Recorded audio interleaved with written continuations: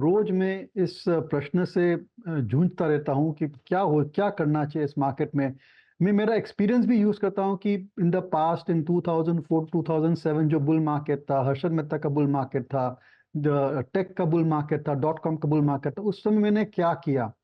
तो one of the things which I think that investor should try and do, specially HNI जो है, कि आपको पैसा निकाल के, अगर आपकी कोई ख्वाहिश है, जैसे आपको घर खरीदना है या फार्म हाउस बनाना है, या if you are planning a wedding और कोई भी बड़ा खर्चा आप करने वाले हैं, तो ये समय अच्छा है कि आप पैसा निकाल दें और वो पैसा अलग से रख दें। Specially if you are relying on stock market और your investments to fund that big expenditure may be 2-3 years down the line. क्योंकि मार्केट की तेजी में जब भी मैंने पैसा निकाला है कुछ पर्सनल एक्सपेंस के लिए, घर खरीदने के लिए, ऑफिस खरीदने के लिए, आई think that has worked out very well for me. That is lesson number 1। Lesson number 2, कि आपकी जो पोर्टफोलियो की क्वालिटी है वो आप धीरे धीरे सुधारते जाइए and don't go after the running trains.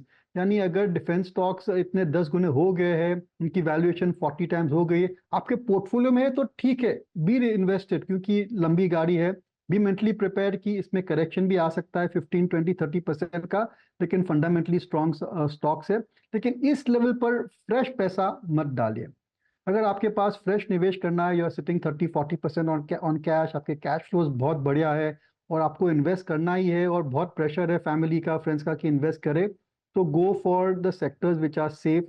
और आज की तारीख में safe sectors according to me are pharmaceuticals, they are software, और सस्ते सेक्टर, सबसे सस्ते sector I think would be banking. तो these are the 3 sectors you should try and be overweight in. I know, मैं जानता हूं कि industrials, manufacturing, capital goods, defence, railways, metals, they all have done exceptionally well, I agree. और अगर आपके portfolio में है तो जरूर से आप इसमें इन्वेस्टेड रह सकते हैं विद द मेंटल अंडरस्टैंडिंग कि इसमें गिरावट आ सकती है, तो ठीक है, लेकिन लॉन्ग टर्म अच्छे है। लेकिन इस लेवल पर 30 times 40 times for a cyclical business, और 70-80 times for a concept stock or a business which has got good secular growth, to buy at these levels does not make sense। क्योंकि उसमें क्या होगा कि अगर आप बहुत पैसा, ज़्यादा पैसा लगा रहे हैं इस मार्केट में, इस लेवल पर, तो 3-4 साल बाद आप देखेंगे कि आपका जो रिटर्न है दैट इज सब पार। सो थोड़ा इस समय सावधान रहना ज़रूरी है। स्टॉक सिलेक्शन, सेक्टर सिलेक्शन बहुत ही इंपॉर्टेंट है, and most important is don't get carried away with the market. Okay, आपने कुछ सेक्टर्स का यहाँ पे उल्लेख किया दीपन जी। अच्छा, एक स्टॉक जिस पर डेवलपमेंट है और आपके पोर्टफोलियो में है भी, और उसने आपके लिए वेल्थ क्रिएट करके दी, Zomato at all time high 196। Blinkit के अगर आप देखें कि ब्लिंकिट को जिस तरीके से जोमेटो ने संवारा, उसके बाद अब since they are eyeing Paytm assets, I think जो उनका मूवी टिकटिंग बिजनेस है और इवेंट बिजनेस, एंड जो भी ये बात चल रही है, दीपन जी आपका व्यू क्या है इस वक्त जोमेटो पे? आज ऑल टाइम हाई पे खड़ा है। पॉसिबली अगर ये डील होती है कल मिनट और ये हो जाती है, आपका जोमेटो पे उस वक्त टेक क्या होगा? क्योंकि हाउस व्यूज अच्छे हैं, यूबीएस एग्जैक्टली 250 का टारगेट दे रहा है और they are paying a good money for this acquisition, उनका कहना है। आपका व्यू क्या है इस वक्त?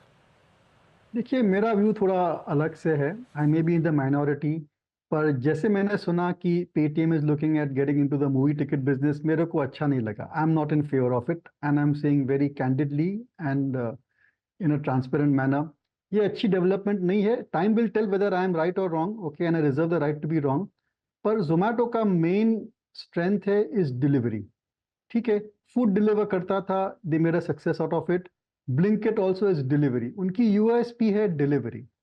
Okay, from delivery if they are going into ticketing business, I think that is unrelated. Management कुछ भी कहे, मैनेजमेंट हमेशा अपने को सेल करता है कि ये जो हम स्टेप कर रहे हैं, जो एक्विजिशन कर रहे हैं, सिनर्जीज है, अच्छा है, लॉन्ग टर्म फ्यूचर है, इसमें हमको ये फायदे होंगे, that is their job, they will sell it.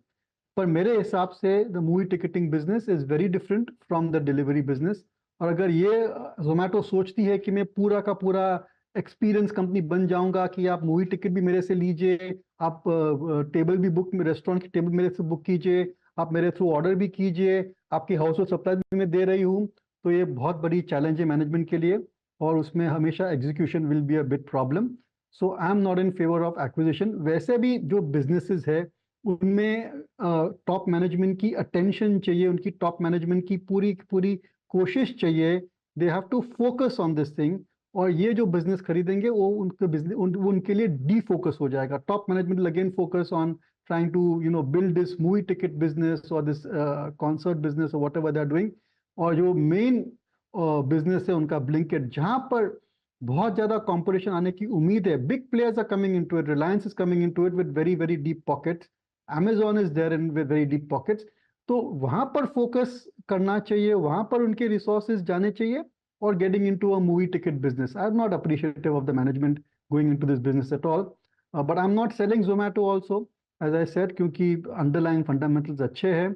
And I want to understand at what valuation they are getting into the movie ticket business and how actually that is shaping up। पर अगर एक नई company ऐसा एक acquisition किया Blinkit का, समझे, उसको समझने में वक्त लगा, अभी आप दूसरा एक्विजिशन कर रहे हो, may be small may be big, पर जो फोकस मैनेजमेंट का रहता है ना, वो विशियट हो जाता है, वो डिस्ट्रीब्यूट हो जाता है, वो हमेशा अच्छा नहीं रहता है। So I am disappointed with Zomato's decision if they are going into this movie ticket business. बिल्कुल, सुन के लग रहा है, ब्यूटीफुली एक्सप्लेन्ड। अभी तो इन्वेस्टेड रहेंगे, लेकिन क्लोजली वॉच आउट करने की जरूरत, किस मूल्यांकन पे लेंगे, और मैनेजमेंट अगर डीफोकस हो रहा है तो थोड़ी सी दिक्कत वाली बात होगी। चलिए देखते हैं न्यूज़ जैसे प्ले आउट होगी। मेरी सुई अटकी थी दीपन सर पिछले जवाब पे। बिल्कुल सही है कि क्वालिटी पे फोकस करना है, रिजेक्ट करना है, और कंफर्ट एरियाज आपके फार्मा, आईटी और बैंकिंग है। आईटी क्योंकि आज सुबह से बहुत चर्चा हो रही है, मैं समझना चाहता हूं आईटी पे आप अब दाव क्यों लगा रहे हो? क्योंकि हम लोग इंतजार कर रहे थे अगला क्वार्टर, अगली छमाही, हालात सुधरेंगे सुधरेंगे, ऐसा करते करते अब 1-1.5 साल डाउन द लाइन आ चुके हैं, अब तक हुआ नहीं है ऐसा।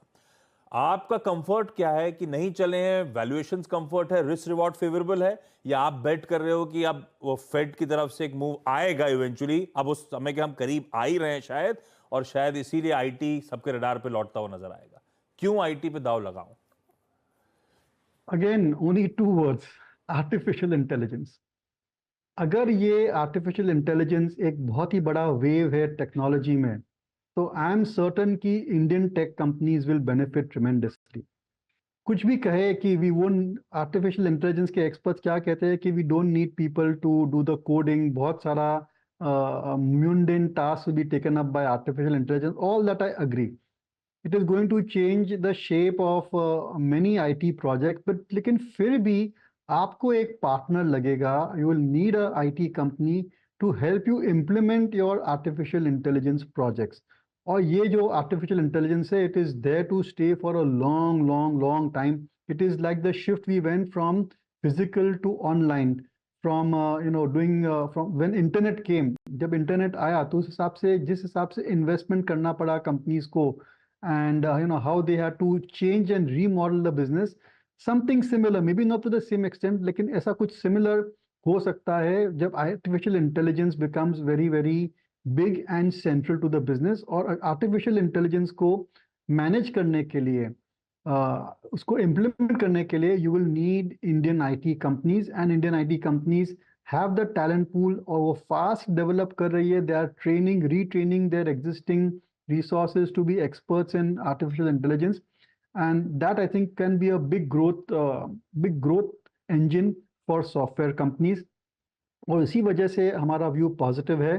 देखिए, of course if US economy starts to do well, Europe starts to do well, overall tech spending goes up, it is great, but this could be like a trigger which may be required and which can take the earnings जो अभी तक flat थी, AI projects and AI related business has the potential to take the industry growth level back to the double digit 10-12% top line, and that will be exceptionally good, and investors certainly will reward that। अब समय खत्म हो रहा है, लेकिन मेरे जहन में दीपन सर एक सवाल घूम रहा था। अब इस सारे आईटी को एक ही ब्रश से पेंट कर दूं, या कुछ कुछ अनाउंसमेंट्स आते हैं लेकिन लार्जली जनरेटिव एआई में, मुझे नहीं पता कौन सी कंपनी कितनी वाकई अग्रसर है और कितना भुना पाएगी इस एआई स्पेस को, भारतीय लिस्टेड स्पेस में। आप लोगों ने कुछ खास तौर पे एआई रिलेटेड स्टॉक्स को सिंगल आउट करा क्या? No, that's the difficult part. लेकिन अगर आप खरीदना चाहते हैं तो I feel large cap IT में शायद इस समय वैल्यू है। They are reasonably valued at this point of time. अच्छे शेयर होल्डर रिटर्न्स की उनकी जो पॉलिसीज है अच्छी है in terms of buy back and dividend. So I think Infosys, TCS, HCL Tech, I think there's a good trading and an investment opportunity over there. ठीक है, large cap IT पे stick करें। दिग्गजों से ये सलाह है कि आप चाहें तो थोड़ा सा प्रॉफिट टेकिंग भारतीय बाजारों में करते चलें, पोर्टफोलियो को प्योरली क्वालिटी की तरफ मूव करें। फ्रेश इन्वेस्टमेंट्स फिलहाल के लिए रोके जा सकते हैं।